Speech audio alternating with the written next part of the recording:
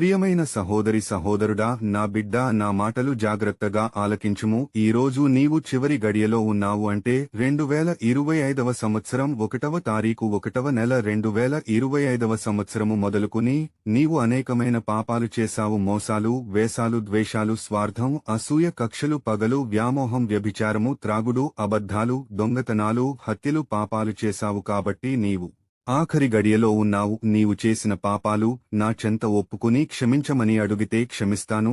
ఎవరి పాపములనైనా క్షమించేవాడను నేనే, నీ దేవుడైన యేసయ్యను. నీవు ఎంతో మందిని తిట్టావు, కొట్టావు, చెడుగా చూశావు, చెడుగా మాట్లాడావు, నీ స్వార్థం కోసం ఎదుటివారిని నిందించావు, అవమానించావు. నీలో ఉన్న చెడు గుణములు, చెడు పాపములు తొలగిపోవాలంటే నా సెంత నీ పాపములు ఒప్పుకొని ఇక నుండి అయినా నీవు పాపము చేయకుము. అబద్ధ ప్రవక్తలు వస్తారు, నేను దేవుడు పంపిన ప్రవక్తను, సేవకుడను అని మోసం చేస్తారు. జాగ్రత్తగా ఉండుము. ఆ సంఘములో వాక్యము లేదు, నా సంఘములోనికి రా అని కళ్ళు బొళ్ళు కబుర్లు చెప్పి కాల్చిన కడ్డీ వలె నిన్ను వారి సంఘంలోనికి మార్చుకుంటారు. నేను బాగా వాక్యము చెబుతాను, పాటలు పాడతాను అని స్వలాభము కోసం నిన్ను మోసం చేస్తారు. జాగ్రత్త. డబ్బు సంపాదించుకోవడానికి నిన్ను తికమక పెడతారు. జాగ్రత్తగా ఉండుము. కపట ప్రవక్తలు చెప్పే మోసపూరిత మాటలు నమ్మి నీవు మోసపోతావేమో. కళ్ళు తెరిచి జాగ్రత్తగా ఉండుము.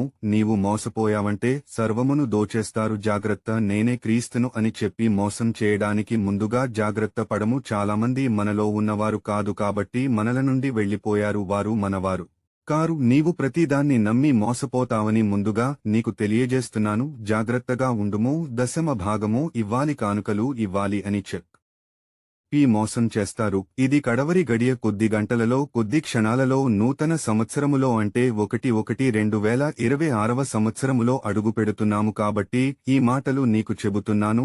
బైబిల్ వాక్యము చదువుము. యోహాను రాసిన మొదటి పత్రిక 2వ అధ్యాయము 18 నుంచి 21వ వచనము వరకు. చిన్నపిల్లల్లారా, ఇది కడవరి ఘడియ. క్రీస్తు విరోధి వచ్చునని వింటిరి గదా. ఇప్పుడు అనేకులైన క్రీస్తు విరోధులు బయలుదేరి ఉన్నారు. ఇది కడవరి గడియ అని దీని చేత తెలుసుకొనుచున్నాము.